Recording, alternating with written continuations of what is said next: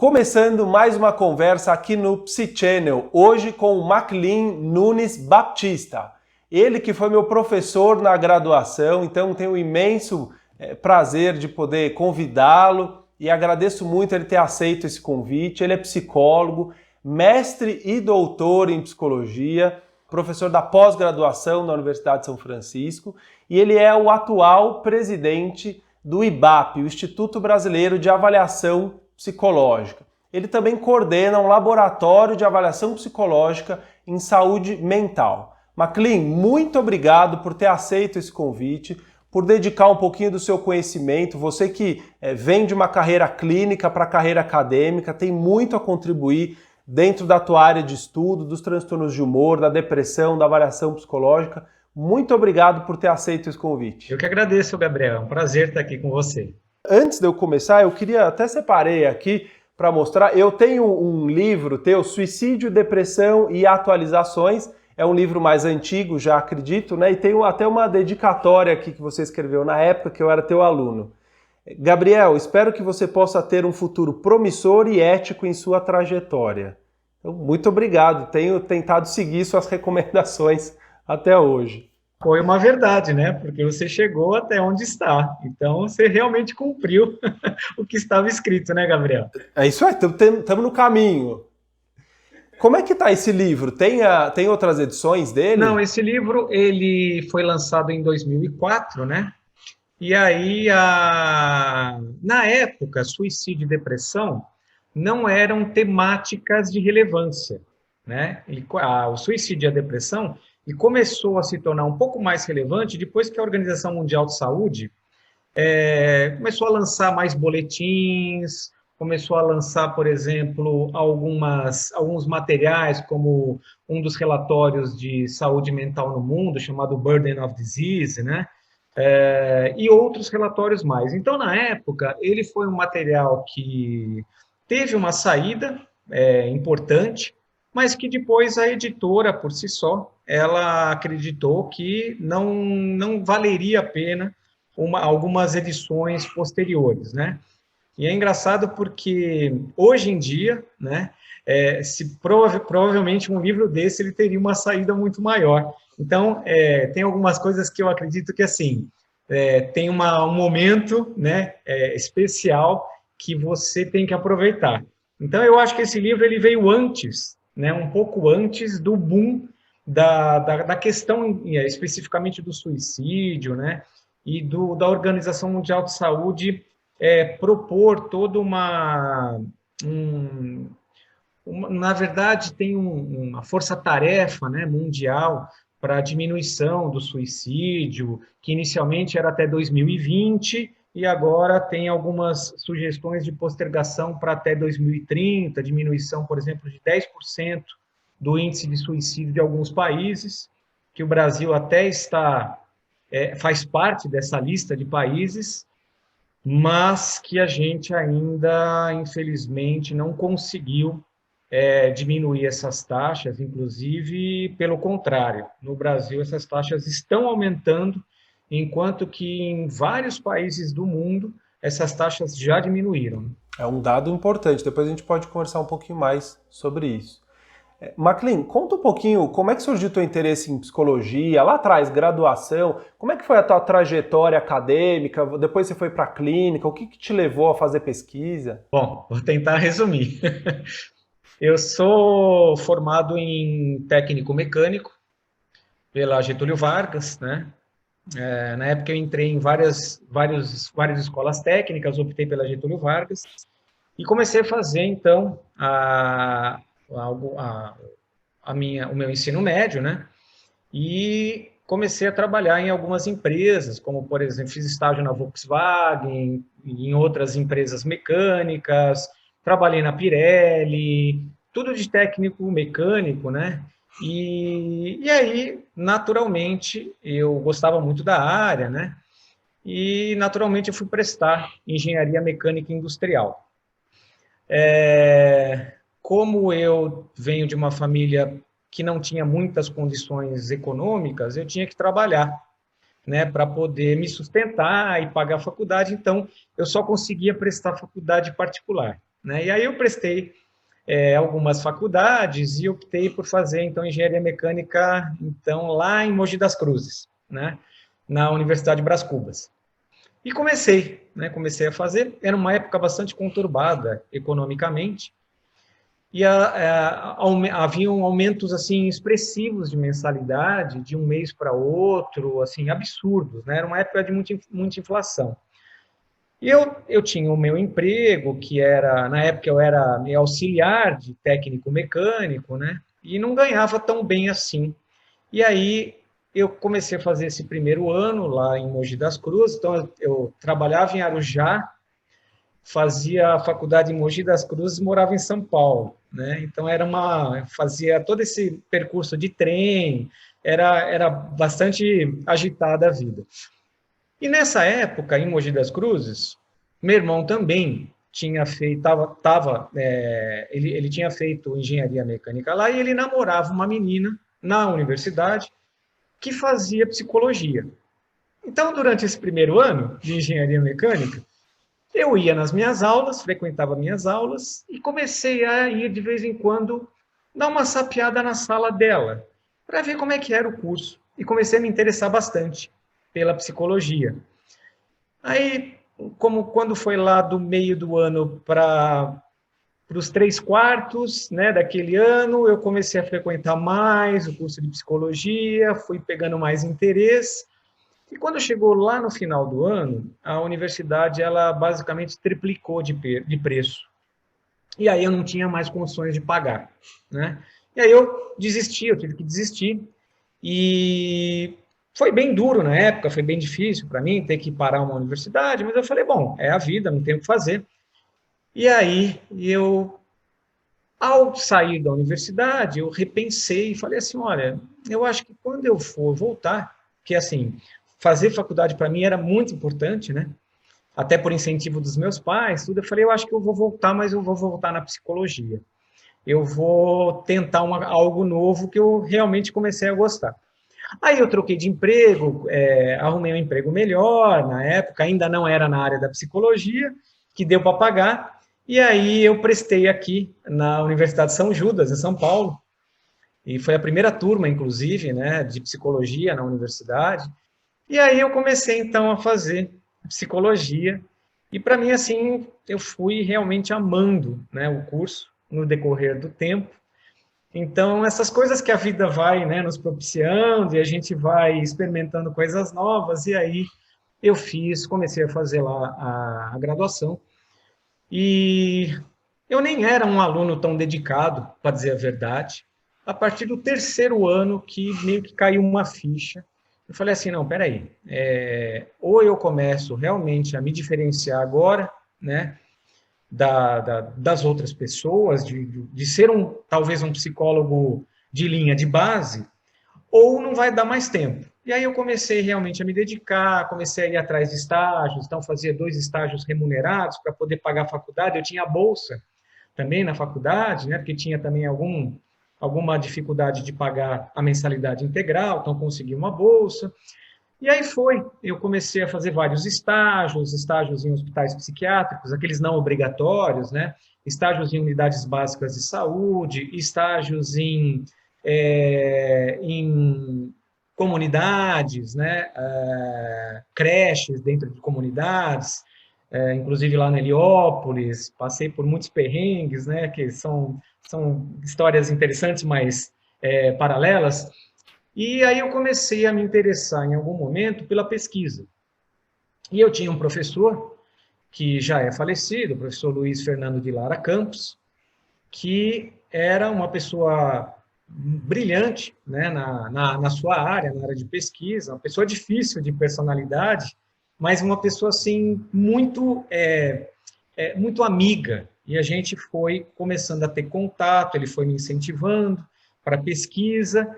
Eu fui gostando, achei que era interessante, que complementava a área clínica, inclusive, e fui me aproximando, nós fomos virando amigos, ele me deu todo o apoio que eu precisava, né, para eu poder desenvolver um projeto, para prestar o mestrado, e no último ano, então, eu prestei o mestrado na PUC de Campinas, né, com muita ajuda dele. Nessa época a gente já fazia pesquisas juntos. E logo quando eu me formei, então eu abri o consultório, né, um consultório particular, e entrei no mestrado. E comecei a fazer o mestrado e os atendimentos clínicos também, paralelo a isso, né? Então, eu trabalhava com pesquisa, fazia pesquisa no mestrado e também fazia os meus atendimentos, que complementavam muito, né, ambas as atividades, porque, por incrível que pareça, os meus primeiros atendimentos na universidade foram com pessoas com depressão, né, e ideação suicida. Você já estudava esse tema no mestrado? O que foi o teu mestrado? No mestrado, a minha temática foi depressão em adolescentes e suporte familiar, né? E aí, então, eu me ajudava bastante na clínica, porque eu tinha que ler muito material a respeito de depressão, sempre gostei também da área de família, né, de suporte familiar, e a clínica também me ajudava na pesquisa, né? Então, uma coisa complementava a outra. E logo quando eu terminei, então, o mestrado, a minha graduação foi em 94, o meu mestrado terminei em 96, 97, e aí eu fui para o doutorado, entrei logo na sequência, doutorado na Escola Paulista de Medicina, na Unifesp, e fui trabalhar de novo. O meu orientador, ele trabalhava com TOC, né, transtorno obsessivo compulsivo. Aí, depois de muita negociação, cheguei para ele e falei, olha, eu preciso encaixar alguma temática que me apetece, né? E aí foi lá a depressão de novo.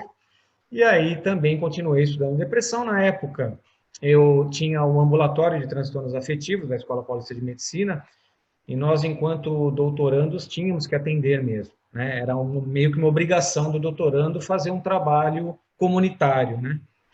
E lá, então, a gente atendia muitos casos de bipolar, de depressão, e mais uma vez, vinha a depressão, vinha a ideação suicida, toda essa temática que eu já estava muito mais próximo também, do ponto de vista teórico e clínico, e continuei atendendo, né? Mesmo depois de formado, aí logo quando eu me formei também da universidade, eu comecei a dar aula, né? Entrei já na docência, então foi uma época bem estressante para mim, porque eu saí da graduação, comecei a dar aula para 4º ano de psicologia, que para mim era um estresse danado, né? Eu tinha acabado de me formar e vem aquele pensamento, né? Será que eu estou pronto para isso? Então tive que estudar muito, né? Porque a gente nunca se acha pronto para as coisas, né? E até hoje eu não me acho pronto, né? Tem tanta coisa para a gente aprender. E aí então eu comecei, né? Um mestrado, que era alguma coisa nova, dar aula, que era uma coisa nova, e um consultório particular, as 3 coisas ao mesmo tempo.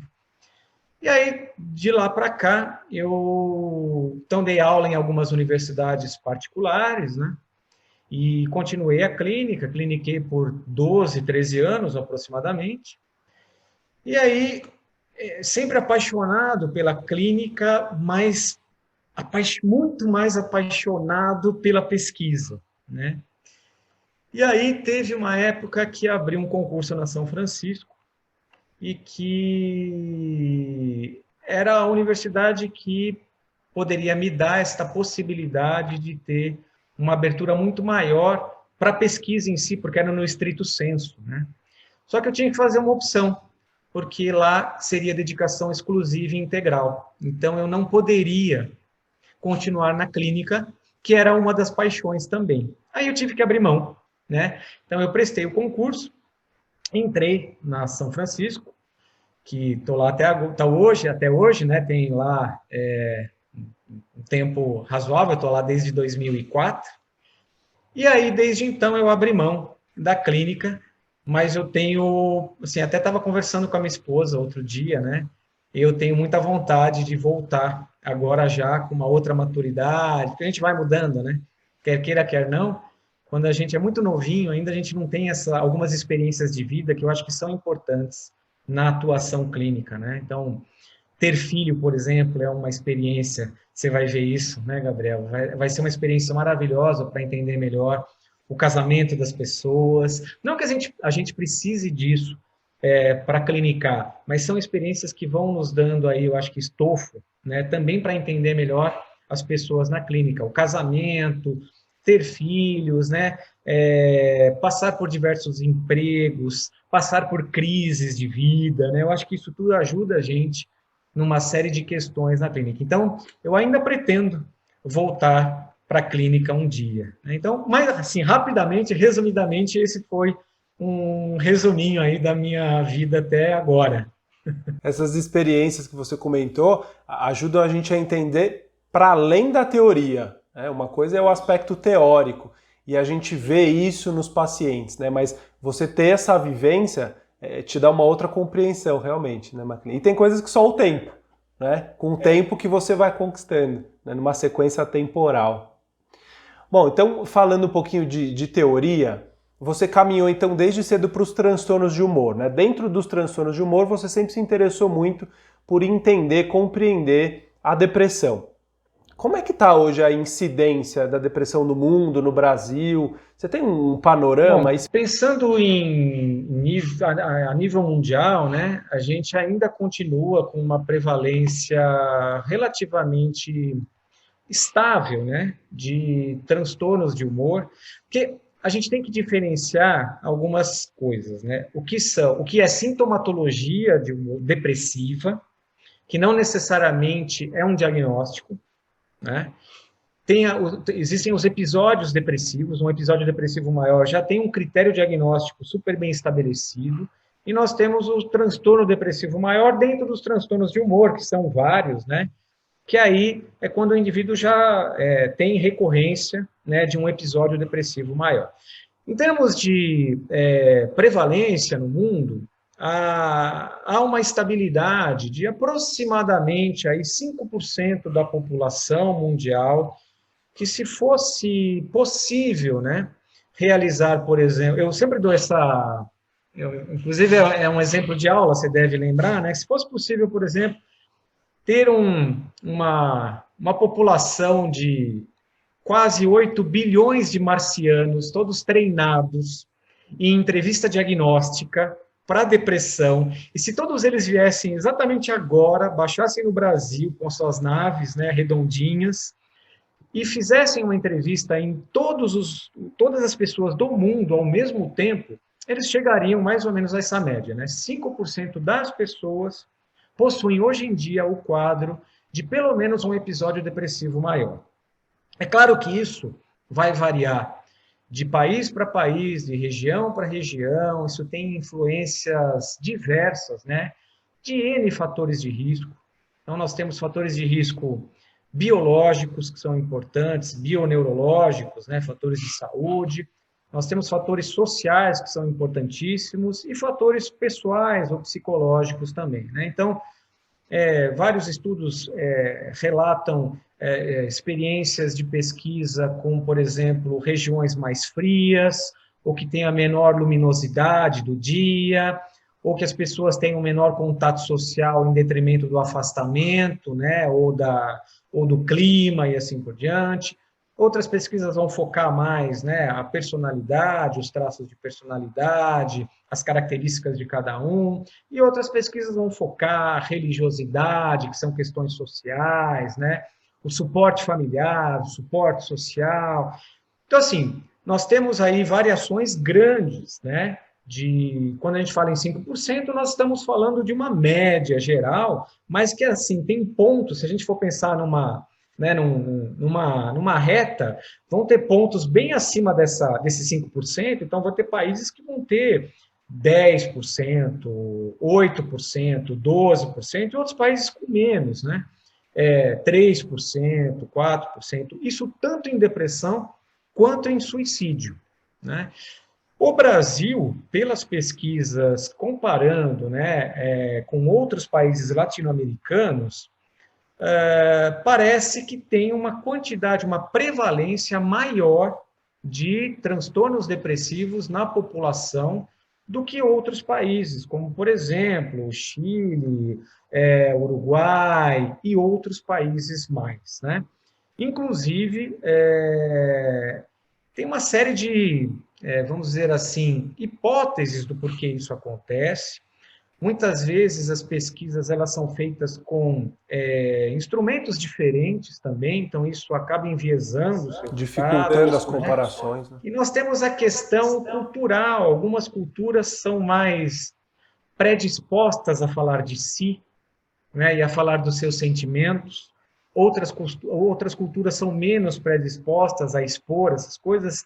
E nós temos também diferenças em termos de sintomatologia que culturalmente são importantes, né? Então, por exemplo, até esse evento da globalização, né, da homogeneização da cultura, há 20, 30 anos atrás, quando se fazia pesquisas de depressão no Japão, era interessante porque os japoneses eles falavam muito mais em sintomas somático-vegetativos, quando se perguntava sobre depressão, e os latino-americanos falavam muito mais de sintomas cognitivos e emocionais, né? Porque provavelmente nós temos um pouco mais de facilidade em expor emoções, o que não acontecia em uma outra cultura.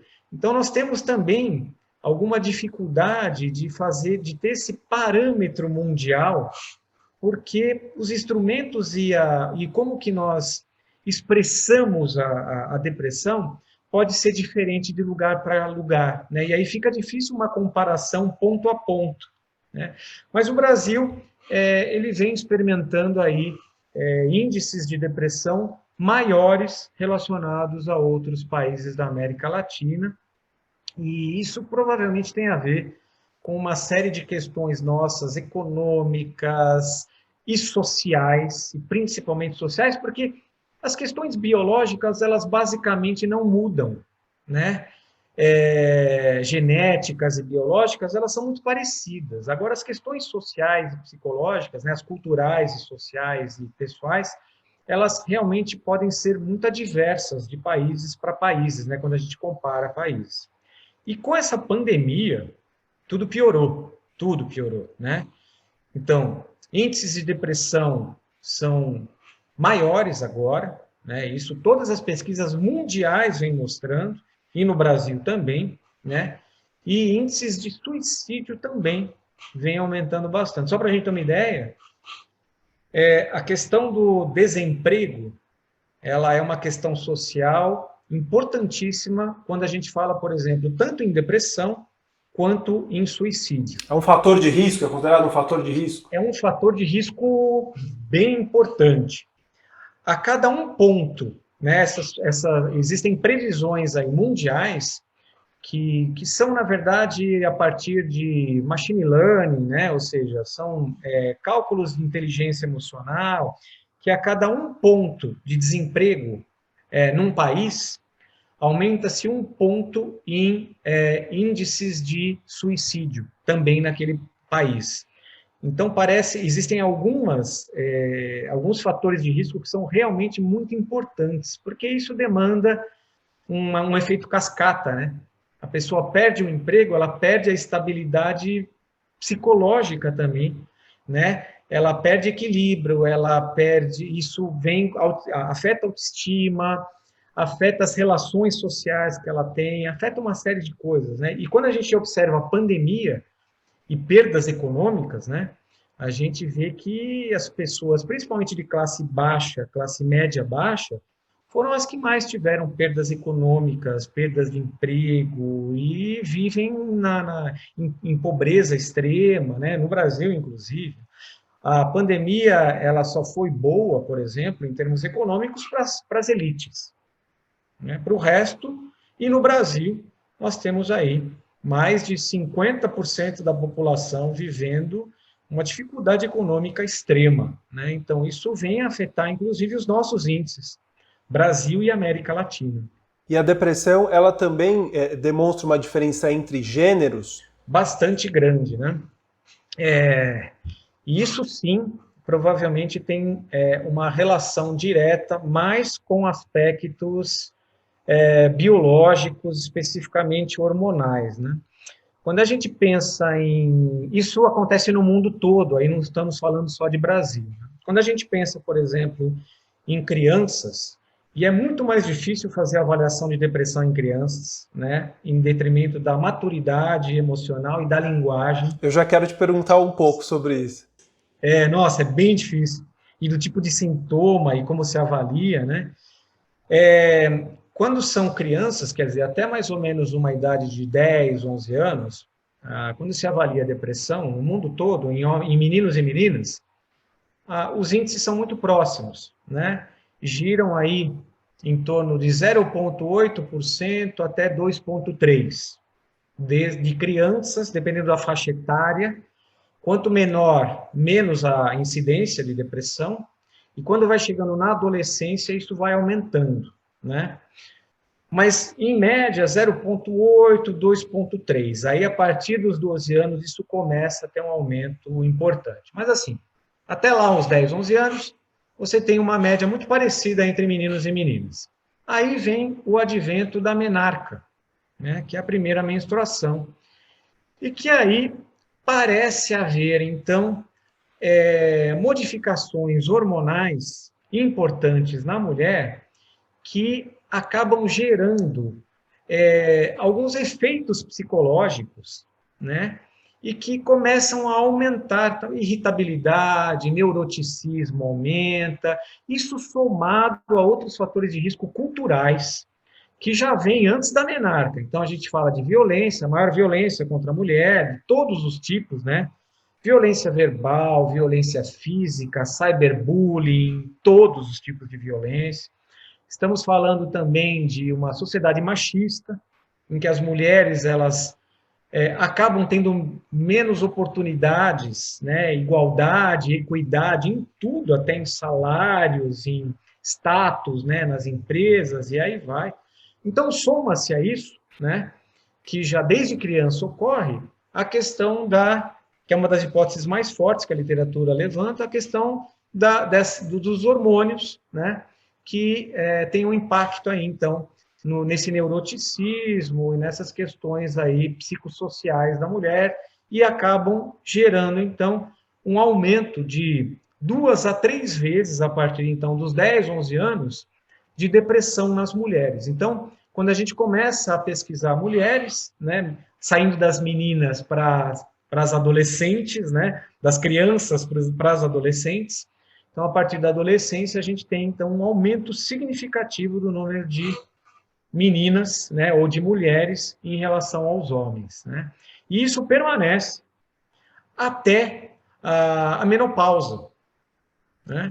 É claro que nós continuamos com os efeitos culturais de uma sociedade machista ainda, né?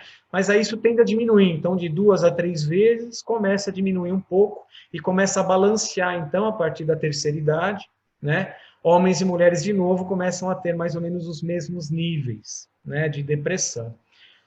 Suicídio é o contrário. Por incrível que pareça, as mulheres elas têm de 2 a 3 vezes mais tentativas de ideação, suicídio, mas, por incrível que pareça, quando é para valer, ou seja, a morte em si, né, quer dizer, não só a tentativa que não teve o desfecho clínico, mas a morte por suicídio, aí os homens ultrapassam as mulheres. Então, as mulheres têm mais tentativas e ideação, no entanto, os homens utilizam mais métodos violentos, até mesmo pela questão, mais uma vez, eu acho que a questão também de hormônios, né? Porque o homem é mais violento em termos de hormônios em si, né? A história mostra isso, né? Então, ele é mais, vamos dizer, não é uma palavra muito legal, mas ele é mais efetivo na tentativa e na consolidação do suicídio. Então, nós temos essas diferenças, mas, obviamente, não dá só para a gente pensar na questão biológica e hormonal, tem toda uma questão aí que é psicológica. Por exemplo, as mulheres, elas tendem a ruminar mais as ideias, né? E o que seria essa ruminação, né? É quando você tem algum problema, e muitas vezes nós temos estratégias de lidar com as situações de formas diferentes, em termos de gênero, né, em termos de sexo. Os homens, muitas vezes, eles têm problemas e eles partem para estratégias diferentes, não são mais eficazes às vezes. Às vezes o homem vai jogar futebol, esquece o problema, deixa o problema passar, ou vai beber, que também não é uma estratégia eficaz, né? Mas ele não fica remoendo aquilo.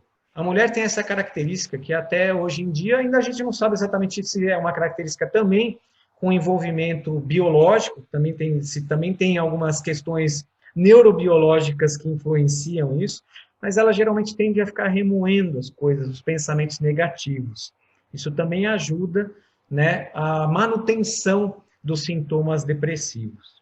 Agora, voltando um pouco só, Gabriel, como eu estava falando de prevalência, né, nós temos também a depressão subsindrômica, que eu acho que isso é muito importante, né, que é justamente aquelas pessoas que você faz uma avaliação, não uma avaliação somente por escalas, né, mas você usa multimétodos para fazer a avaliação, inclusive é indispensável a utilização de multimétodos para avaliação de qualquer transtorno, não adianta você usar uma escala e falar que a pessoa tem o diagnóstico, isso é já muito ultrapassado e errado, né? Mas você tem pessoas que têm o que nós chamamos de sintomas subsindrômicos, né? Eles não chegam a ter todos os critérios para um episódio depressivo maior, mas eles têm sintomas importantes que, se não tratados, né, provavelmente vão se transformar num episódio, né? E aí estamos falando de 30, 40, 50% da população, inclusive no Brasil. Várias pesquisas que o nosso grupo vem fazendo justamente detecta isso, né? As pessoas que têm níveis subsindrômicos e que é uma porcentagem bastante alta. Apesar que sintomas de depressão, quando a gente faz avaliação por escalas, acaba tendo uma sobreposição com sintomas de outros diversos transtornos mentais, né? Então, por exemplo, se você pegar transtorno de ansiedade generalizada, que é o TAG, né? E o episódio depressivo maior, nossa, nós temos aí, pelo menos aí, dos 9 critérios diagnósticos do episódio depressivo maior, uns 4, 5, que são muito próximos, né? Questão de concentração, de atenção, irritabilidade e outros mais, né? Insônia. Humor, que às vezes pode ser um humor mais deprimido, às vezes pode ser um humor mais irritável. Então, nessas avaliações, nós temos muito que nós chamamos de falsos positivos, né? As escalas falam que ele provavelmente tem um indício de depressão importante, mas, na verdade, quando você vai fazer uma análise mais pormenorizada, não é depressão, não tem a ver com um episódio depressivo maior. Então, temos que levar em consideração estas questões na hora da avaliação psicológica. Mas, de qualquer forma, você está me dizendo aí de um número de subsindrômicos grande. Grande. E quando a gente pensa na noção que hoje em dia vem um pouco mais desenvolvida, né, que a noção é uma visão transdiagnóstica, né, que a gente pensa que alguns sintomas, eles perpassam por diversos tipos de transtornos, né? Então, você pega, por exemplo, um dos transtornos que é um dos sintomas que é pouco falado, mas que a gente está começando, inclusive, a estudar agora, né, pensar numa escala para avaliar, irritabilidade, vamos supor, né? Irritabilidade é um sintoma que ele perpassa por diversos tipos de transtornos, né? Transtornos disfóricos, transtornos de humor, transtornos de ansiedade. Se a gente pegar o DSM-5, né, ou o novo CID-11 que está para sair, a gente vai ver que tem, assim, mais de 10, de 20, talvez mais de 30 diagnósticos em que irritabilidade é um dos sintomas importantes, né? Então, quando você pega pessoas que têm vários sintomas de vários transtornos, isso também é preocupante, né? Então, você não tem um diagnóstico, muitas vezes, fechado, né? Por falta, inclusive, de ferramentas mais específicas, mas você tem pessoas com, assim, uma probabilidade muito grande de, se avaliada, ter comorbidades, né? Ter vários diagnósticos, né? Que é justamente essa visão aí transdiagnóstica. O importante são os sintomas necessariamente, não o diagnóstico em si, apesar da gente não desprezá-lo, né? Entrando nessa problemática, então, da avaliação, né? Você que estuda transtorno de humor, depressão dentro da avaliação psicológica, já até gravou algum vídeo aqui falando sobre a avaliação psicológica. Como é que a gente faz para identificar esses sintomas através de escalas, inventários, questionários? Como é que se constrói esses instrumentos? Porque eles vêm ajudar numa questão que é fundamental, que é como é que o clínico pode melhor observar esses sintomas de uma forma sistemática, como ele pode quantificar isso e medir isso ao longo do tempo. Ok. Bom, então, Gabriel, eu acho que eu vou pegar uma das falas, né, que eu fiz, e aí, a partir daí, a gente pode desenvolver esse raciocínio, né? Então, em primeiro lugar, eu acho que precisamos levar em consideração que os sintomas principais dos manuais diagnósticos, eles não necessariamente são todos os sintomas observados na depressão, né, num episódio depressivo maior, mas eles são um critério. Então, quando nós pegamos aí o CID-10, o DSM-5, o CID-11, CID-10, DSM-5, nós vamos ter lá que, assim, são 9 os sintomas para caracterização de um possível diagnóstico. Dentre eles, se você tiver um número igual a 5 ou mais, algo nesse sentido, você já considera o indivíduo, se ele tiver esses sintomas por mais de 2 semanas, com uma intensidade X, uma frequência X, tal, tal, tal. Você tem lá todos os critérios bonitinhos, né?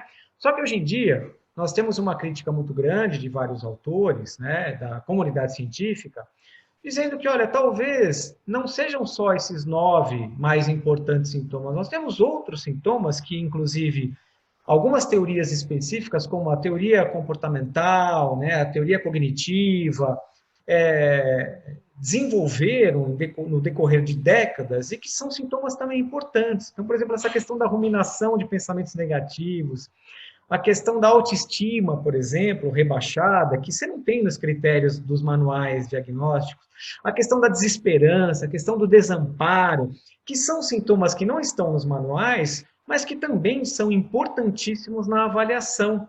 Então, eles não fazem parte de um métier de sintomas que estão, né, nos principais meios de divulgação da psiquiatria, mas que eles são importantes de serem avaliados. Então, existem instrumentos que são baseados, escalas que são baseadas somente nos manuais psiquiátricos e que eles vão abordar somente esses sintomas, né? O importante sempre, quando se vai fazer uma avaliação, é utilizar multimétodos, em primeiro lugar, né? Uma segunda questão é, quanto mais abrangentes forem estes métodos diferentes, melhor. Então, vou dar um exemplo. Nós temos desenvolvido, né, no nosso laboratório algumas escalas de depressão, que é a família EBADEP, né, as escalas Batista de depressão, que já existem versões adulta, infanto-juvenil, de idosos, né, já publicada, e agora a gente está trabalhando em outras versões, uma versão hospitalar e outras mais. Estas escalas, elas foram baseadas não só nos critérios diagnósticos do DSM ou do CID, mas elas foram baseadas em conjunto em sintomas importantes para algumas teorias, como, por exemplo, teoria comportamental e teoria cognitiva, que são uma das mais desenvolvidas nessa área de transtornos de humor. Então, estas escalas propiciam para o clínico, e aí a tua pergunta, né, sintomas que são muito comuns na prática clínica, que as pessoas falam, né, que tem, olha, eu estou sem esperança no futuro, eu não tenho mais a mínima chance de acreditar que as coisas vão melhorar, que não existem nos manuais diagnósticos, mas que são padrão na prática clínica, né? Então, é importante que se use um padrão universal? Ótimo, sim, que é um dos métodos, né? Então, existem entrevistas específicas, já desenvolvidas, inclusive adaptadas no Brasil, são as entrevistas diagnósticas, padronizadas pelos manuais, que é muito importante utilizar, né? Existem checklists também, que também existem adaptações, que você pode utilizar complementando. né, que são checklists de sintomas também. Se a pessoa tem tantos sintomas, isso caracteriza um possível diagnóstico também, junto com uma entrevista fechada, né? A utilização de escalas ou instrumentos também é muito importante para agregar informações, né? Principalmente escalas que saiam um pouco desse critério dos 9, né, sintomas principais. Então, isso também ajuda o clínico, né? E ajuda o clínico no sentido de pegar sintomas que são importantes, né? E que não estão lá nos manuais diagnósticos, mas que grande parte das pessoas que sofrem de depressão relatam, né? E aí, esse é um grande diferencial, eu acho que de quem constrói escalas e teve e tem a prática clínica, né?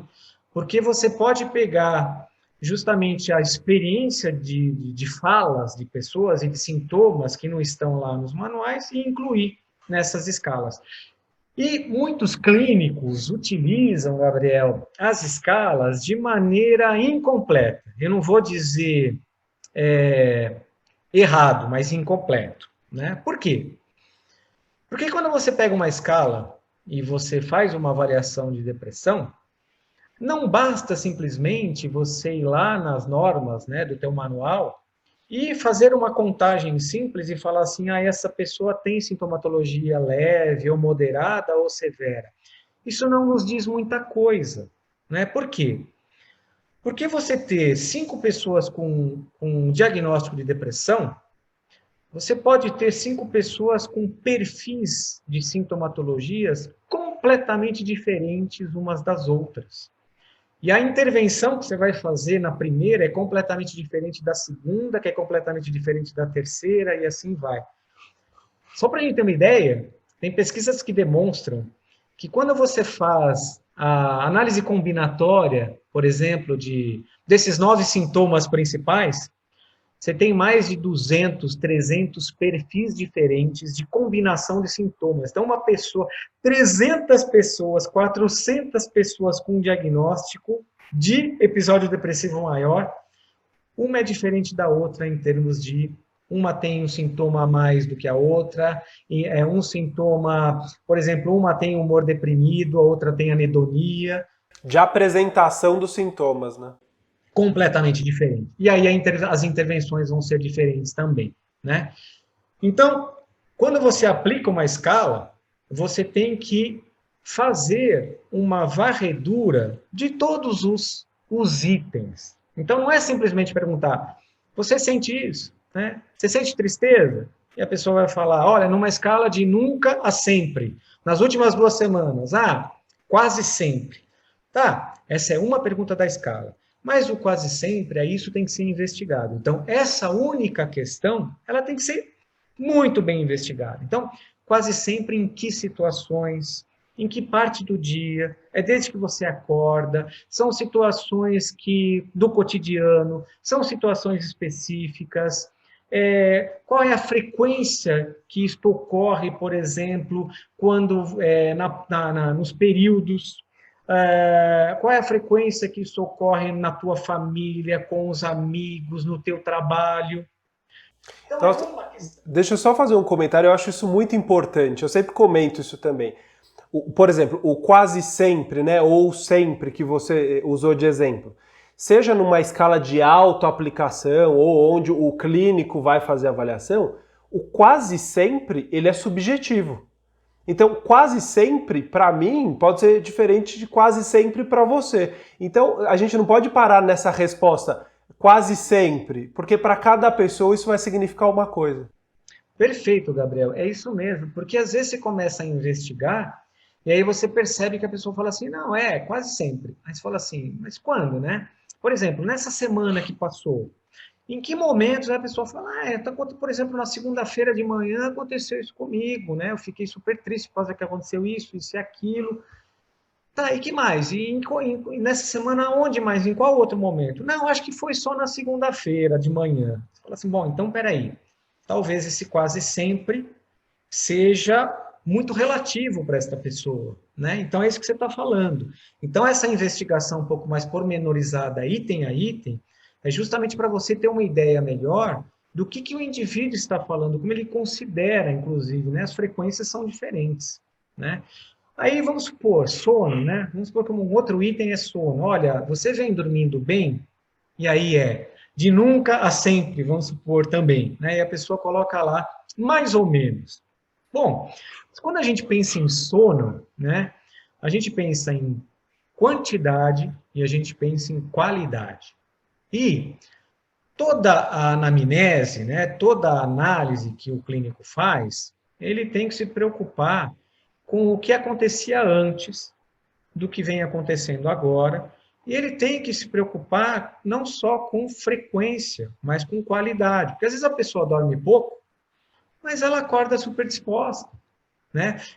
Se ela sempre dormiu pouco na vida dela, é um padrão. Então, talvez esse não seja um sintoma importante para ela de depressão, né? Apesar dos manuais falarem que insônia, mas às vezes a pessoa tem insônia desde criança, né? Então, as coisas às vezes são muito relativas. E é interessante porque hoje em dia as análises mais modernas, né? Por exemplo, você deve conhecer a análise de redes, né? Que é justamente isso, você pega uma quantidade grande de pessoas com sintomas diferentes de depressão e você avalia que às vezes você tem sintomas que desencadeiam outros sintomas, né? Então, muitas vezes a pessoa não consegue dormir, ela dormia bem antes, começou a ter um episódio de depressão, sintoma de depressão, aí sim você fala, opa, então esse pode ser um sintoma importante, né? No caso dela, ela começou a ter insônia, a insônia gera fadiga, a fadiga gera falta de atenção, a falta de atenção faz com que ela comece a ir mal nos estudos, no trabalho, isso gera uma dispensa de trabalho, aí atinge a autoestima, aí uma série de outras, a tristeza em si, ou seja, você tem, na verdade, caminhos de sintomas que são importantes e que varia de pessoa para pessoa. Então, quando você vai fazendo essas perguntas, né, de item a item, você vai compreendendo melhor, enquanto clínico aí, mas usando da avaliação psicológica, né, o que vem acontecendo com essa pessoa, desde quando vem acontecendo, e quais são justamente os prejuízos destes sintomas para aquela pessoa em específico. Então, não dá para generalizar. Além disso, você tem que utilizar, se possível, né, informações de terceiros. Isso também é importante, né? Porque às vezes a pessoa se vê de uma maneira completamente distorcida do que quem convive com ela. Então é interessante você ter, como você falou, né? A percepção que a pessoa tem dela mesma, mas às vezes essa percepção ela é super distorcida em decorrência do próprio transtorno. Então é legal que você saiba, né, por outras pessoas também, as mudanças que essa pessoa teve no olhar de outros, né, que convivem com ela, então familiares que convivem, que são importantes para ela, amigos e assim por diante, porque aí você começa a montar um quebra-cabeça melhor, né? Então você tem a anamnese, a entrevista estruturada, a escala, o checklist, a impressão clínica, né, da pessoa que está fazendo a entrevista, a impressão de outras pessoas, no caso de crianças e adolescentes, a impressão dos professores é importante, dos pais, e assim por diante. Assim, você tem um panorama geral para poder dar um bom diagnóstico, bem consolidado, né? Preferencialmente com o auxílio de outros profissionais, que eu acho que isso é muito bacana, né? Então, se você tem acesso a um profissional de psiquiatria também que faz, né, uma avaliação paralela, e aí que você possa juntar as impressões, fazer uma reunião clínica ou de outros profissionais, aí sim você começa a ter realmente um panorama um pouco mais completo, né? Então, multimétodo é importante, comunicação com outros profissionais é importante e impressões diversas, né, de outras instâncias, de outras pessoas, é também importante para, sim, ter um diagnóstico e não simplesmente aplicar uma escala e falar, ó, ele tem ou não tem. Porque aí sim você elimina a possibilidade de ter falsos positivos. Às vezes ele tem vários sintomas e não é depressão, é outra coisa. O diagnóstico diferencial, né? Maclean, pensando em pessoas que não são profissionais da área da saúde, Eu vejo que falar em depressão no idoso ou na terceira idade é uma coisa comum e até aceita. Então a gente sabe até que a depressão pode vir junto com outras degenerações, né, alguns transtornos demenciais, mas quando a gente fala, né, para profissionais que não são da área da saúde, pessoas que não são da área da saúde, quando a gente fala em depressão infantil, fica uma lenda urbana, assim, né? Será que é possível? Existe? Você pode comentar um pouco sobre isso, se o diagnóstico é diferente, se tem sintomas atípicos, enfim, dá um panorama, mesmo que resumido, até porque a gente não tem aqui a intenção de esgotar esse assunto. A gente tem a intenção de falar, né, com referências da literatura, né, de uma forma técnica e científica, mas de incentivar que depois as pessoas possam se aprofundar nesses temas.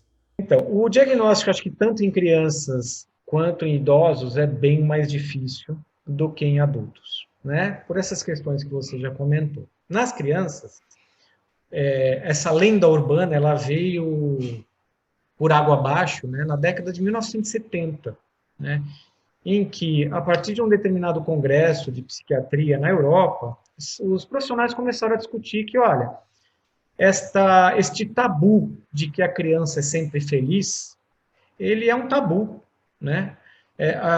Os profissionais começaram a perceber, os clínicos, né, que as crianças também se entristeciam,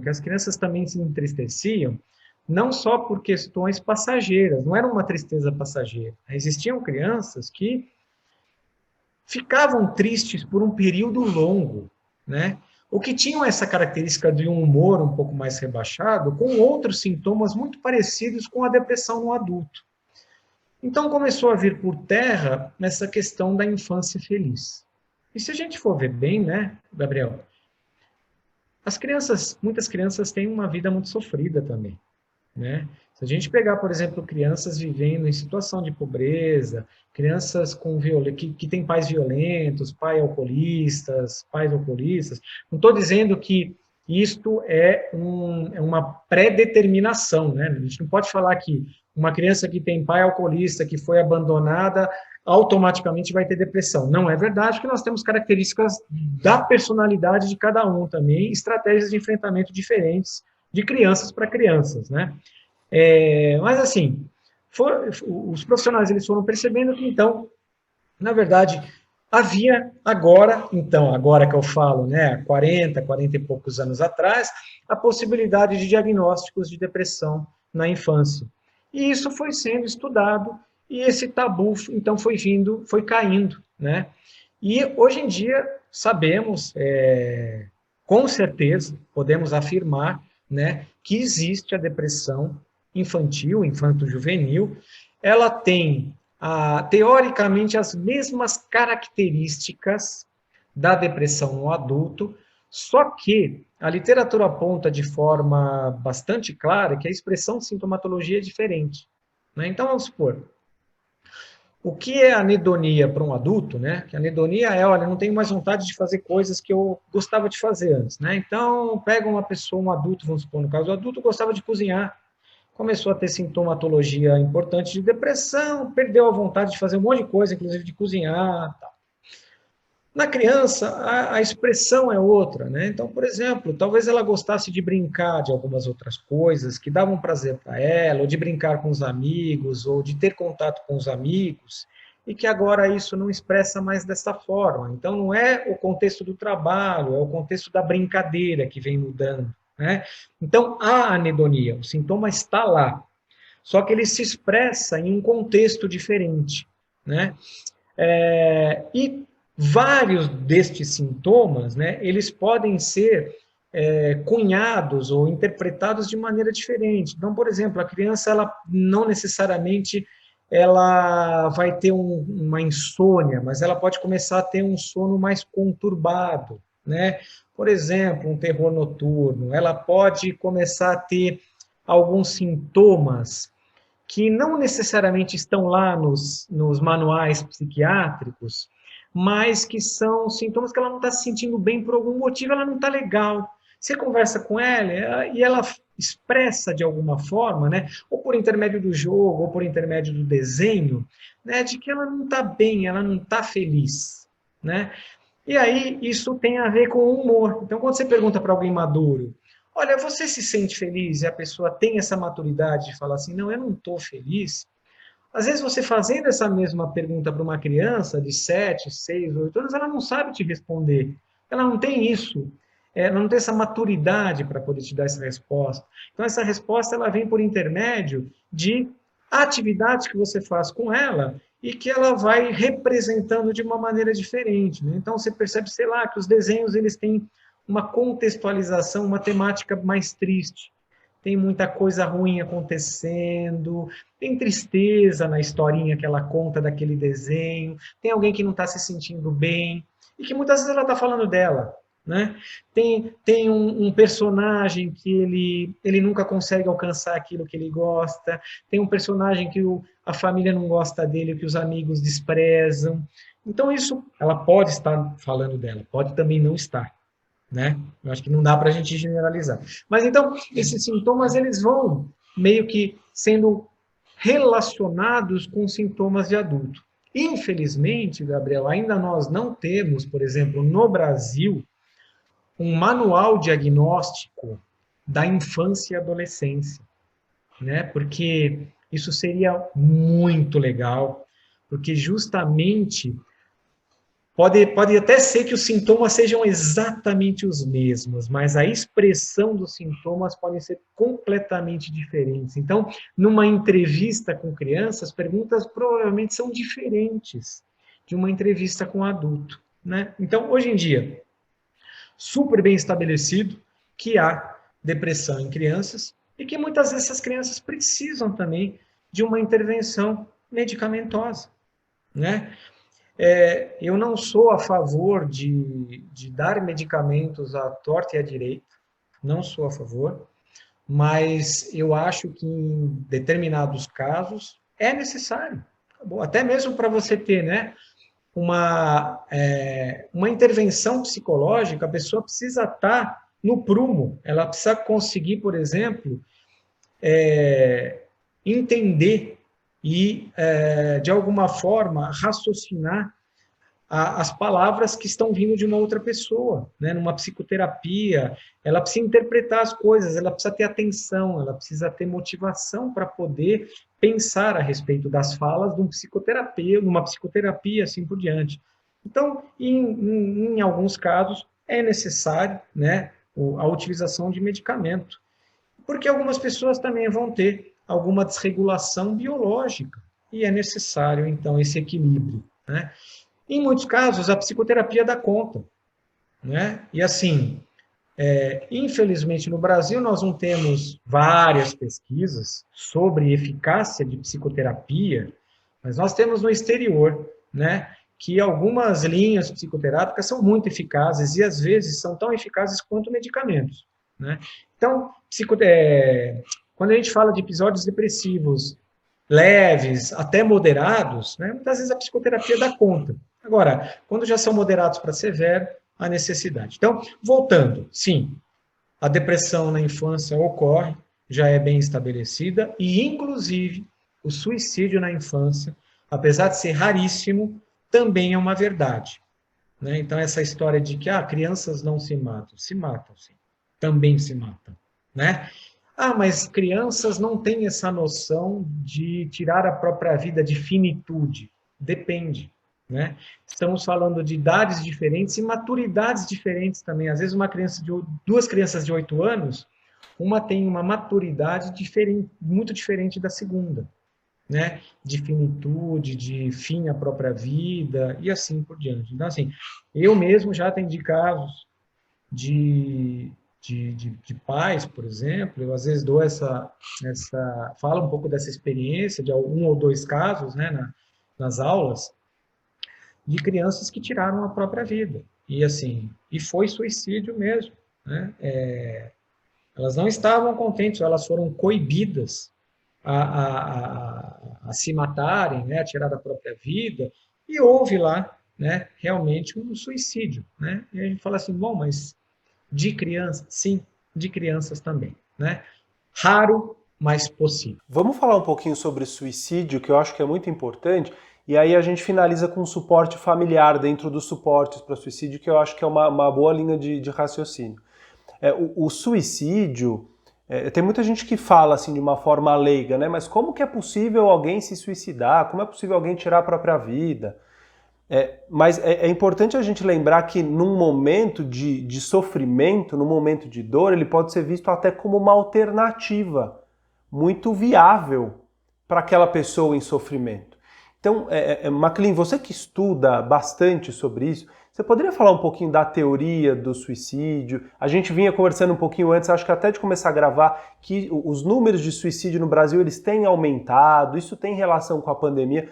Você pode falar um pouquinho sobre esse tema, que eu acho muito importante? É bem legal, é bem interessante essa temática, porque o suicídio ele pode ser visto por diferentes prismas, né? E se nós pegarmos a história da humanidade, nós vamos perceber que, em algumas sociedades, o suicídio ele era visto como algo super comum. E que, muitas vezes, até o próprio Estado, de alguma forma, legitimava o suicídio das pessoas. Então, vamos supor, na Grécia Antiga, quando uma pessoa ela acreditava que ela não tinha mais serventia para a polis, né, ou seja, para a sua comunidade, ela podia dar entrada, né, no Senado com um pedido de suicídio, explicando as suas razões.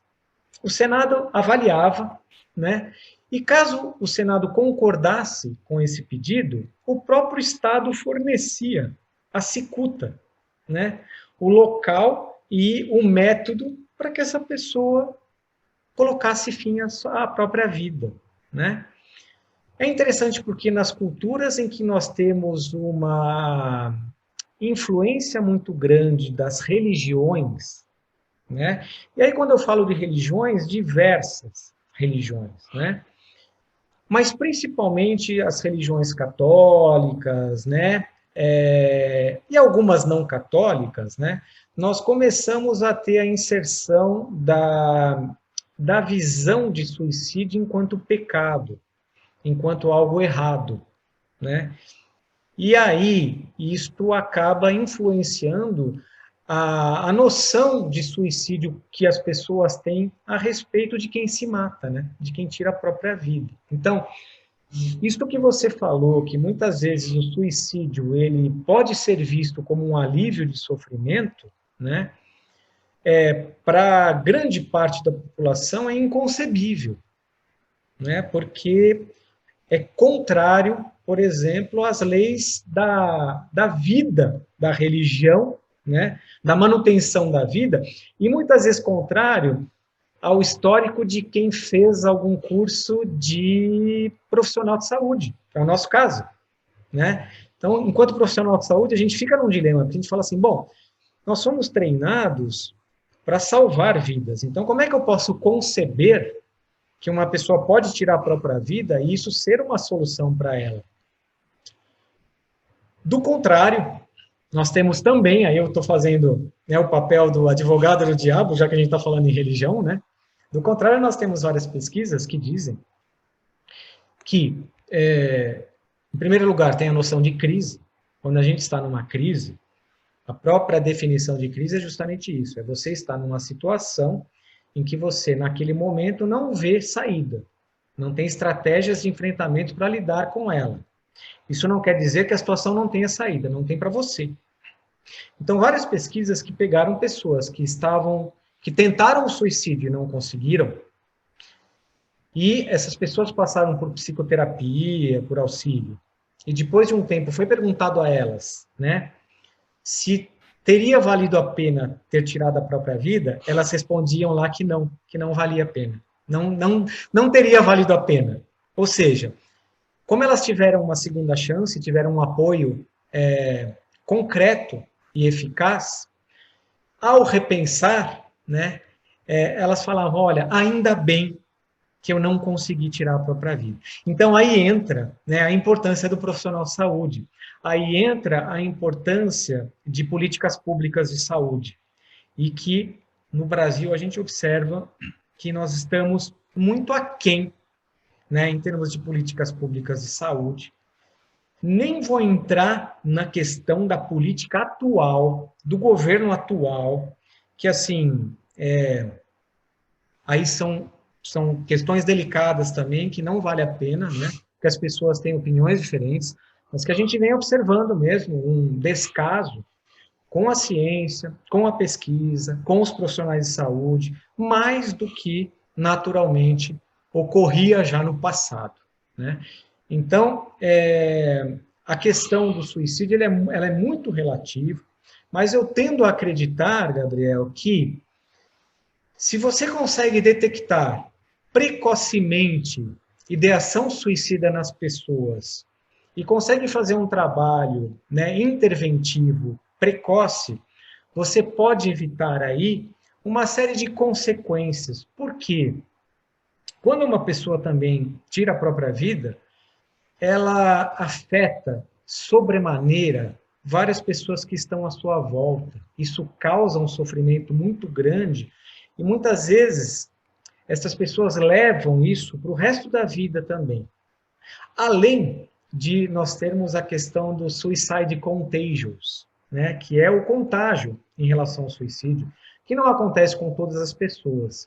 Mas quando você tem uma divulgação maciça de suicídio na mídia, e você tem pessoas que já têm uma série de fatores de risco e que já estão em crise, isso pode ser um incentivador para que as pessoas que já estão num limiar também tirem a própria vida. Então, nós temos também um efeito social. E aí, pegando um gancho com o que você está falando, que da tua próxima questão, né, Gabriel, vem também a questão do suporte familiar, né, que, em primeiro lugar, eu acho que deve ser visto com muita cautela.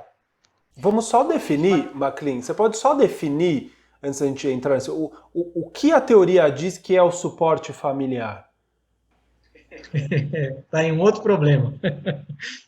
O suporte familiar, na verdade, ele tem diversas definições por diversas teorias, né? Então, quando você pega, por exemplo, teoria sistêmica, tem uma definição e uma teoria. Quando você pega teoria cognitivo, tem uma definição diferente, assim por diante. De maneira geral, a gente pode entender que o suporte familiar, ele passa por algumas características que são importantes. Então, é o quanto que o indivíduo percebe de afetividade vindo das pessoas que o cercam, o quanto que ela percebe que as pessoas geram a possibilidade dela se desenvolver, dela ter autonomia, dela conseguir resolver os seus próprios problemas, o quanto de possibilidade que estas pessoas ao redor dela geram informações importantes para o seu desenvolvimento também, né?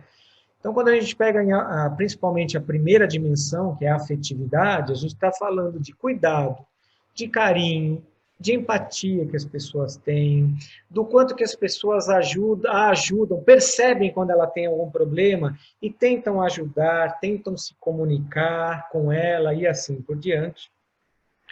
Mas, quando a gente fala de suporte familiar, a gente não pode pensar simplesmente nos laços consanguíneos, né? Porque muitas vezes a família ela não é aquela que vem do sangue, né? A gente considera muitas vezes as pessoas, um vizinho ou um amigo, mais do que um familiar, mais do que um pai, mais do que uma mãe, mais do que um irmão, né? E é interessante que a gente fala de percepção de suporte familiar. Por quê? Porque tem a ver com o quanto que a pessoa percebe que tem esse apoio também, né? E que a depressão está diretamente relacionada a isso. Pessoas com depressão tendem a perceber menor suporte familiar. Então, mesmo que esse suporte exista, a pessoa tende a perceber que não tem, né? Porque ela deprecia isso, né? Então, a comunicação fica alterada, este apoio não é percebido. Então, quando vem alguém tentar ajudar, a pessoa não percebe aquilo como uma ajuda, né? Então, os transtornos, eles também acabam tendo uma influência na percepção de suporte familiar. Então, temos dois construtos, que é o suporte familiar e o suporte social. O suporte familiar viria da família, o suporte social dos amigos. Mas fica muito difícil de você diferenciar amigos de família, né? algumas escalas avaliam um suporte como um todo, né? Independente de ser família ou de amigo. O importante é esse, né? São essas 3 dimensões que eu falei, né? A dimensão afetiva, as regras, a afetividade, o carinho, o cuidado, a questão da informação, o quanto de informação que as pessoas te fornecem para você crescer, de autonomia, né? Para você resolver seus próprios problemas. E também existe um outro tipo de suporte, que é o suporte que a gente chama instrumental, que é aquele suporte que você pode contar com as pessoas quando você tem alguma necessidade, que até pode ser financeira ou não. Então, aconteceu um problema financeiro na tua vida e você vai precisar de um empréstimo, você precisa de um dinheiro, e aí algum amigo fala assim, olha, eu te empresto aqui, cara, você não precisa se preocupar, não vou te cobrar juros, quando você tiver, você me dá. A gente ouve histórias, né? Um vizinho que emprestou o carro numa hora importante, né? E agora que você vai ter filho, você vai ver como isso é importante, o suporte instrumental, que é isso, né? Mãe, ou sogra, ou meu irmão, olha, eu estou precisando, cara, eu tenho uma reunião, a minha esposa tem ela está trabalhando e eu preciso de alguém para ficar com o pimpolho, né? Ou com a gatinha, ou com o pimpolinho. E aí, essas pessoas estão ali, sabe, para te oferecer aquele tipo de ajuda. Olha, eu não consigo sair de casa, eu preciso. Hoje em dia é muito mais fácil, você tem o iFood, né? Se comprar um remédio, você liga, mas antigamente não tinha.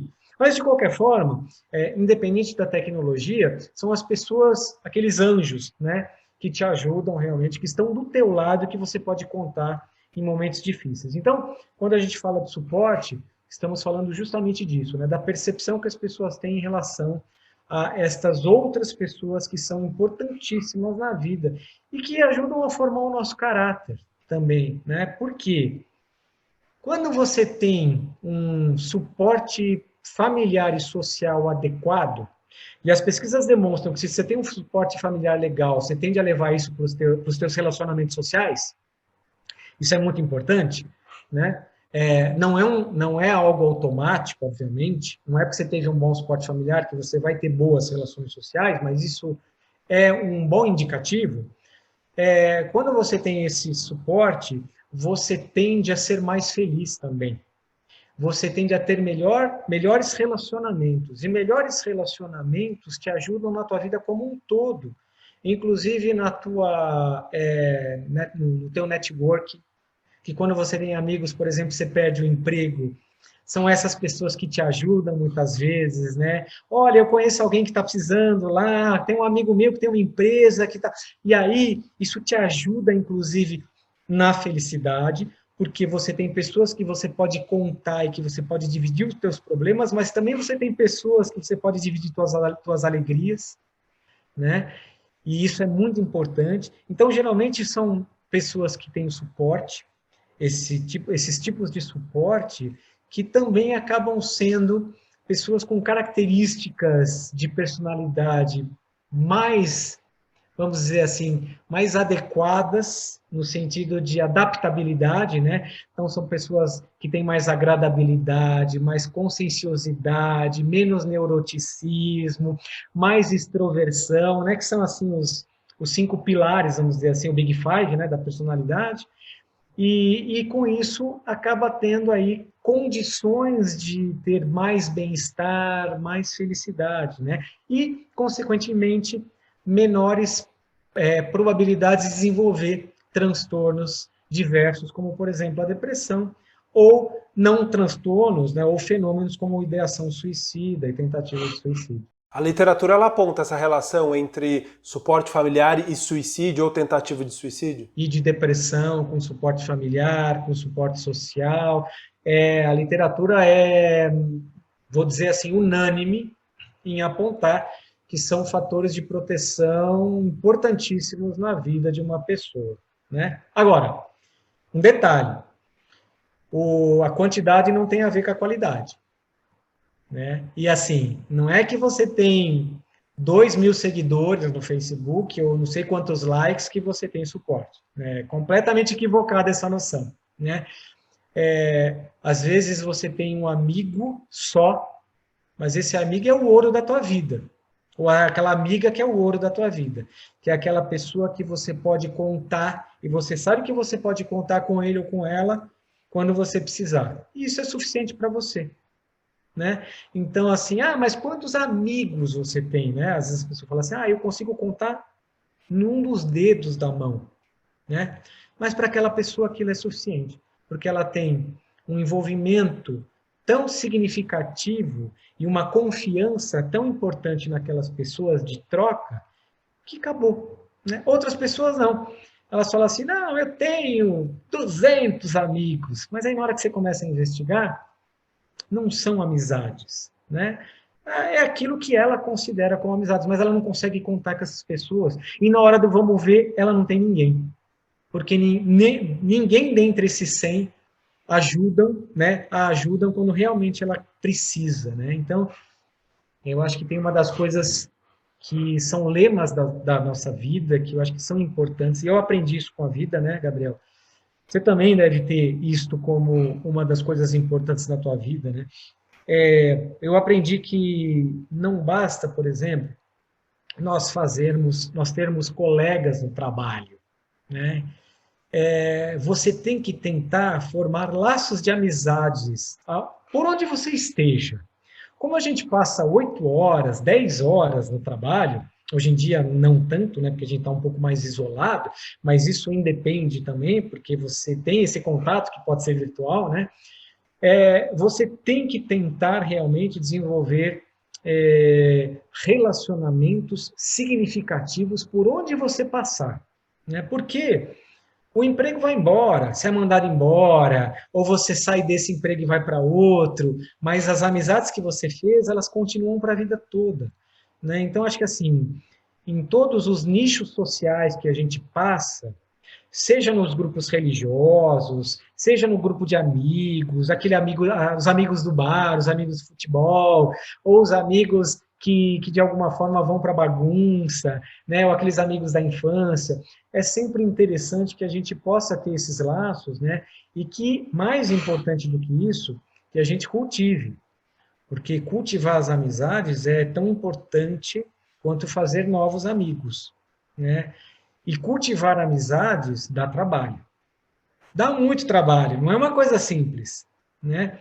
Porque você tem que tirar, não é uma obrigação, né? Mas você tem que tirar um tempo, né, para mandar uma mensagem, para perceber lá num telefonema se aquela pessoa tá bem ou não. E aí você fala assim, cara, você tem um tempinho aí no final de semana? Eu estou pensando em passar na tua cidade, que é daqui a 1 hora, né? Eu já vou passar aí por perto mesmo, quero te fazer uma visita, né? Tem que passar pelo altruísmo, né? Justo. E aí você vai lá porque você acha que de alguma forma aquela pessoa está precisando. Então você está tirando um tempo da tua vida, às vezes você está deixando a tua família, né? Para cuidar do outro. Né? Então, toda relação de amizade, como toda relação familiar, e as relações familiares também são relações de amizade, né? Isso tudo também tem que acontecer, principalmente no teu seio familiar, isso dá trabalho, né? E hoje em dia as pessoas querem tudo muito imediato. Então há uma dificuldade de você manter essas relações, né? Por isso que muitas vezes as pessoas reclamam de solidão. E solidão é um dos fatores de risco mais importantes para a depressão e para suicídio. Então, às vezes a pessoa tem seguidores, tal, mas ela se sente sozinha, porque ela não tem estas relações que são importantes na vida dela. Que é um assunto complexo, até filosófico, bonito, eu acho, mas que importância que a gente tem na vida das pessoas, né? O que mais que a gente tem de fatores protetivos ou de risco no suicídio, Maclean? Então, nossa, são realmente dezenas deles, né? Ou os principais, assim, que a gente possa comentar que são mais evidentes ou que tenham mais influência? Eu acho que assim, vamos tentar separar, né? É, os biológicos, né, ou barra saúde, eu acho que são aqueles que estão mais distantes de nós psicólogos, né? Mas não menos importantes, eu acho que são justamente aqueles que têm a ver com condição de saúde de cada um. Doenças crônicas, que são fatores importantes, são fatores de risco importantes, porque muitas vezes doenças crônicas são limitantes, né? Ou doenças terminais. Então, olha que interessante, né? Só pegando um gancho. muitas vezes a gente fala assim, bom, como que alguém pode tirar a própria vida? E aí, às vezes, você tem casos que você acompanha que a pessoa tem uma doença terminal, com uma dor crônica, que vai aumentando, aumentando, aumentando, não tem tratamento, a vida da pessoa é de dor, ela só dá trabalho para os outros, ela só dá gasto para os outros, na imagem dela, na percepção dela. Pode ser que para os outros isso nem seja um problema, tá? Mas ela não tem, vamos dizer assim, nenhum tipo de reforçador na vida. Pelo contrário, ela só é punida, punida, punida, punida. E aí ela tira a própria vida porque ela não tem perspectiva de melhora, né? Quem somos nós para falar assim, ela está errada? Se nós nos colocarmos no lugar dela, talvez faríamos o mesmo, né? Porque o ser humano, na verdade, ele vive para evitar a dor e o sofrimento. Quando a gente tem uma dor de cabeça, a gente vai lá na farmácia na hora, compra uma aspirina, porque a gente não quer conviver com dor. E talvez o suicídio seja um paralelo bastante importante. E os transtornos mentais também sejam. Né? Quer dizer, é difícil viver com sofrimento. As pessoas realmente sofrem. Né? Então, do ponto de vista biológico, voltando, estamos falando de doenças, estamos falando da questão da saúde e de regulação neurohormonal, né? Porque os neurônios e os hormônios têm tudo a ver com o humor das pessoas e com todos os tipos de transtornos psiquiátricos, né? Então não adianta. Vão existir depressões em que, se você controla com medicamento, acabou, a pessoa vai ter uma vida normal o resto da vida. Ah, mas ela vai ter que tomar remédio o resto da vida. Eu tomo remédio desde o doutorado que eu desenvolvi uma hipertensão. Eu tenho que tomar. Eu vou lá, todo dia acordo, tomo o meu antihipertensivo. As pessoas têm muito tabu, muitas vezes, né? Então, algumas pessoas vão precisar mesmo, né? Principalmente quando você tem vários episódios, a pessoa vai meio que depender de medicamento. Horas. Isso não tem problema nenhum. Se ela tiver bem-estar e se ela for viver bem, eu não vejo problema nenhum. É mais tabu de cada um. E muitos de nós têm esse tabu, até os psicólogos mesmo, né?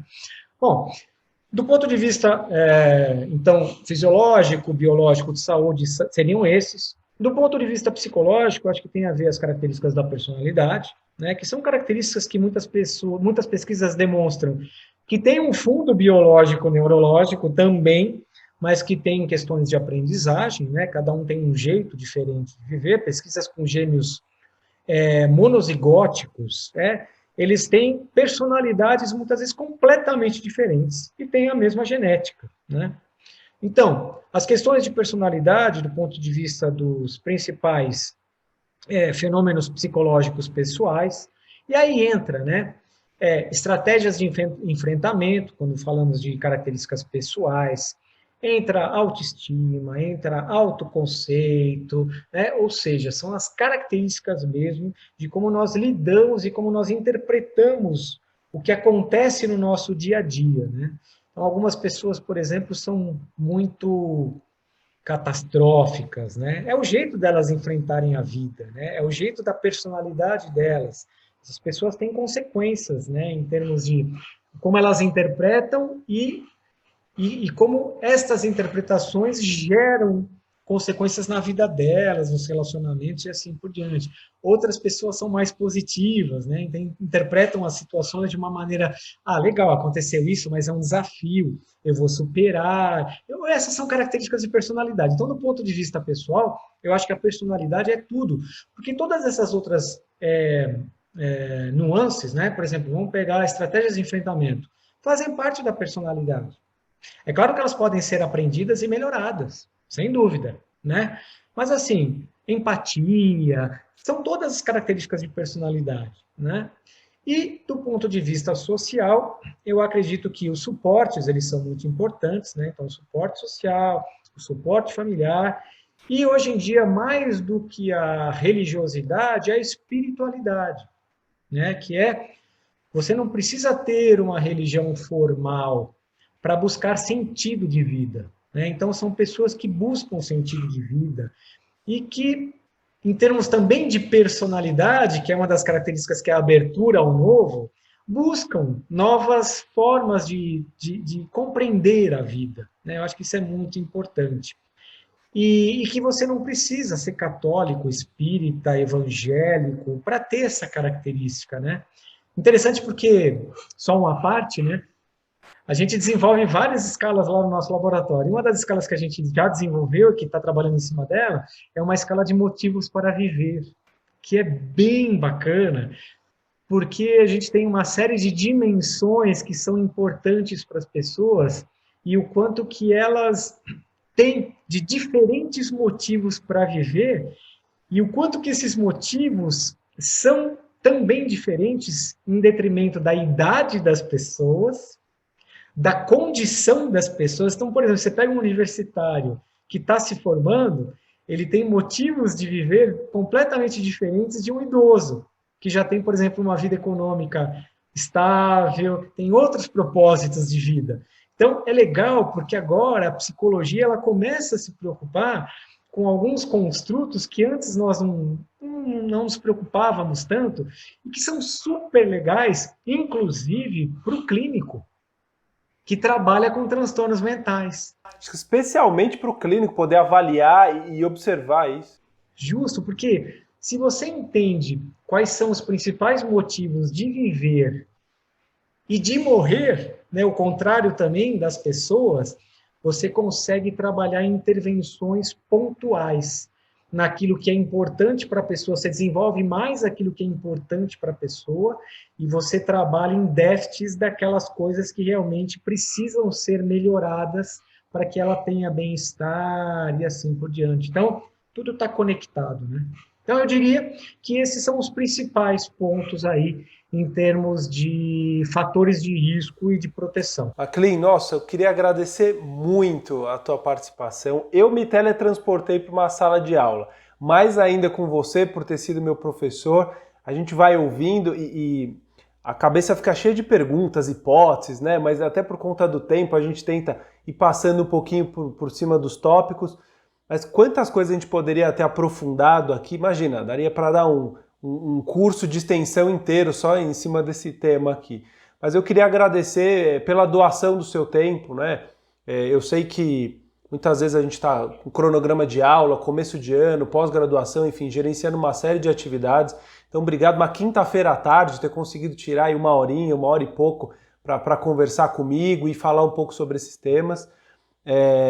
Não sei se existe esse termo, né? Mas pensando em suporte familiar, eu vou falar em suporte acadêmico, né? Eu acho que eu tive um ótimo suporte acadêmico, mas também quero deixar claro que muito porque eu tive iniciativas, né, de ir atrás. Acho que isso é legal deixar aqui também para que algum aluno que possa assistir não pense, então ele deu sorte, né? Não, eu acho que eu tive excelentes professores que me deram esse suporte acadêmico, mas também eu fui muito em busca, né? E tenho alguns objetos guardados, né? E esse fica aqui no consultório, nem sei se você sabia disso, e fica com muito carinho por conta dessa história, dessa trajetória. Então, hoje poder ter conversado com você aqui sobre esses temas tão importantes me deixa muito feliz. Então, obrigado pela tua participação e pela doação do teu tempo aqui distribuindo conhecimento. Bom, Gabriel, eu que quero agradecer. Eu acho que quando você fez o convite, eu fiquei super feliz. E acho que principalmente por causa disso, né? O quanto que é legal, o quanto que é importante, o quanto que é prazeroso a gente ver as pessoas que passaram, né, pela nossa vida e que, assim, estão trilhando um caminho super bacana, estão conseguindo o seu lugar, né, na psicologia, como o teu caso. Então, assim, eu que só tenho a agradecer a você, estou muito feliz e desejo que você realmente alce voos sempre mais altos, né? E espero que eu tenha contribuído de alguma forma para as pessoas que estão assistindo ou que vão assistir, né, essa entrevista. E eu acho que isso que você falou é muito legal, é muito importante para quem está assistindo, principalmente os alunos que vão assistir, né? Eu acho que é exatamente o que você falou, né? Nós precisamos ter em mente que vai muito do nosso esforço, né? Todos têm, muitas vezes, numa mesma sala de aula, a mesma condição de aprendizagem, né? Por que que uns vão além e outros não, né? Então, eu sempre falo para os meus alunos que a gente precisa ter, logo no, e eu gosto de dar aula no primeiro semestre, né? E eu faço aquela curva de Gauss, né? Que você tem um desvio padrão, dois desvios padrão, e aí eu falo assim, você enquanto aluno, você quer ficar quanto futuro profissional, você está começando agora uma graduação, você quer ficar aqui em um desvio padrão, você quer ser igual a todos os outros, né? Ou você quer ser diferenciado, você quer ficar aqui nesse rabicho aqui da curva de Gauss, que são pessoas que realmente fazem a diferença na psicologia. A escolha é tua, né? Então, assim, se você quer estudar ou não, a escolha é tua. Se você quer melhorar enquanto profissional, a escolha é tua. E, além de tudo, você está pagando, muitas vezes, para isso, né? Então, eu acho que tem muito desta questão, né? O quanto que cada um vai aproveitar aquilo que teve, né? E eu acho que é isso que faz diferença no mundo. São bons profissionais que hoje em dia são raríssimos, porque nós temos uma massificação da educação. Então, hoje em dia, qualquer um tem um diploma, qualquer um consegue um diploma, mas o problema é a qualidade de cada um, né? E com certeza aí é o profissional com qualidade que vai fazer diferença na vida das pessoas, né? Então, a gente sempre tem que buscar essa atualização, esse comportamento ético e essa ganância de sempre fazer o melhor para o outro e pelo outro. Então, eu tenho só a agradecer.